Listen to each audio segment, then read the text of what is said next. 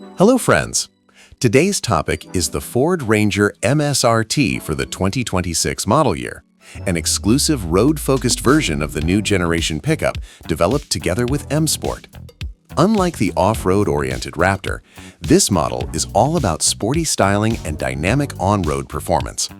It's powered by a 3-liter V6 EcoBlue turbo diesel, producing around 240 horsepower and 600 Newton-meters of torque, paired with a 10-speed automatic gearbox and intelligent E4WD all-wheel drive.